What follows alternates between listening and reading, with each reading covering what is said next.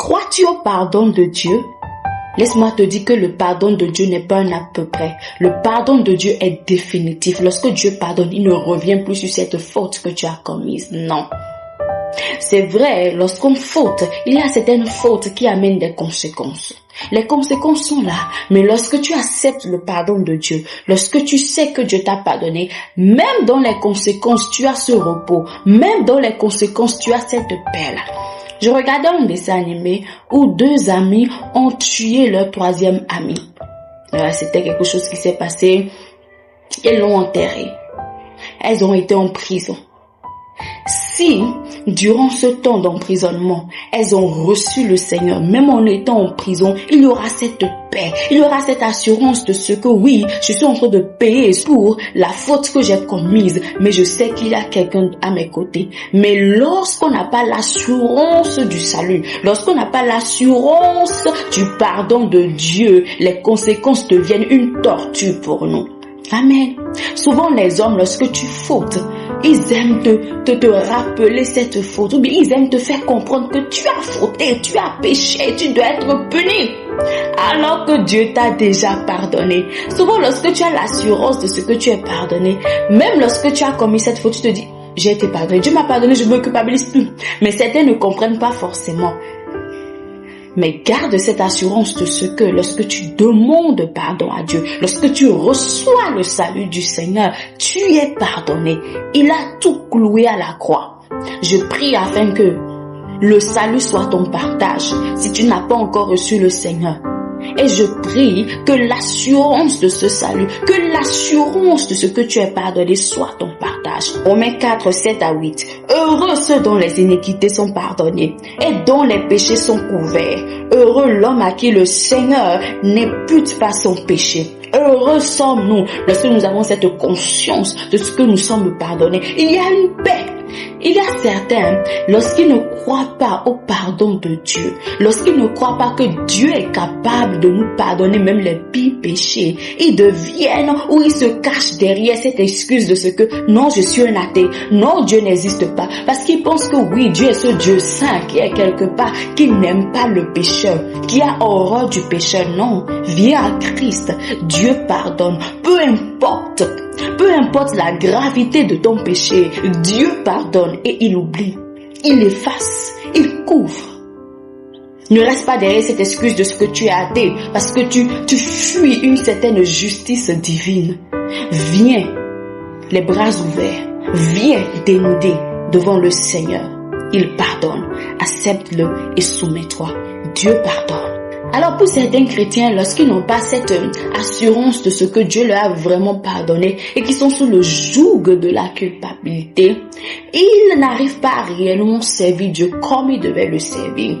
Je vais te lire Jean 7, 23 qui dit « Si un homme reçoit la circoncision le jour du sabbat, afin que la loi de Moïse ne soit pas violée, pourquoi vous irritez-vous contre moi de ce que j'ai guéri un homme tout entier le jour du sabbat ?» C'est le Seigneur Jésus-Christ qui parle.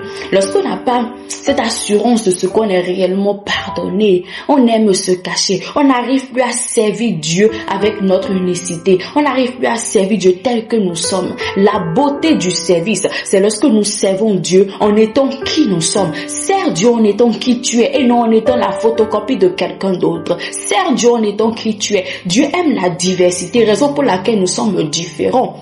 Nous n'avons pas à imiter les autres en pensant qu'on les imitant parce que eux ils servent bien ou parce que nous pensons qu'ils servent bien puisque nous ne sondons pas les cœurs en pensant qu'ils sont et qu'ils servent bien en les imitant en étant exactement leur photocopie. Non, nous pensons que voilà, nous sommes agréés aux yeux de Dieu parce que nous rejetons qui nous sommes. Ne rejette pas qui tu es.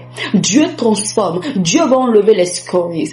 Dieu va enlever l'impureté en toi. Il va te transformer. Il va te prendre dans l'état dans lequel tu es. Mais c'est le tel que tu es. Ne pense pas que parce que tu sers Dieu en étant la photocopie d'une autre personne que tu es agréé par le Seigneur. Fais exactement ce que tu dois faire. Si tu lui donnes un service en étant quelqu'un d'autre, ce service sera bancal, voire nul. Mais lorsque tu le sers en étant qui tu es, il te transforme. Tu apprends à te connaître et tu as cette assurance. Tu vas de gloire en gloire. Dieu t'a appelé pour quelque chose, pour une spécificité. Dieu t'a appelé pour une spécificité. Dieu t'a appelé pour accomplir un but. Ne défends pas qui tu es en essayant d'imiter quelqu'un d'autre. Nous avons tous nos couloirs respectifs. Nous n'avons pas les mêmes couloirs. Nous avons des couloirs respectifs.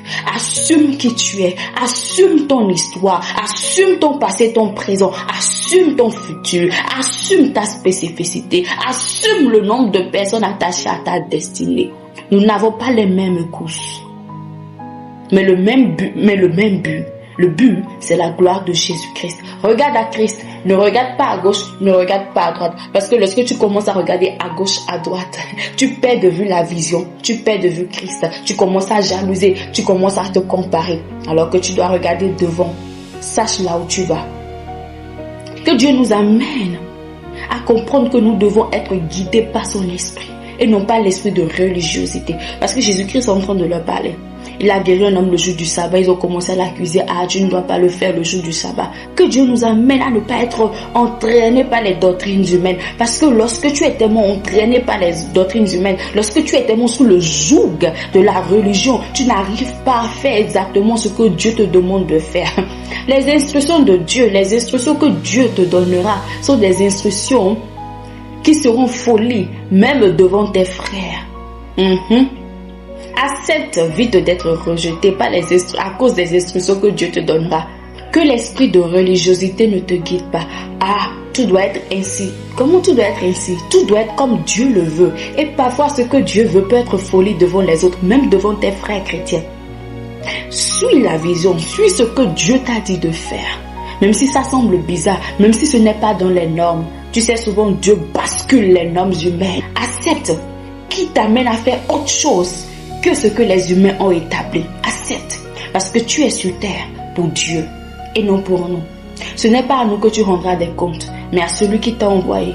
Alors sois toi-même. Accepte le pardon de Dieu et avance dans la mission qu'il t'a confiée. Avance. Avance dans ton appel sans recul. Et que la grâce du Seigneur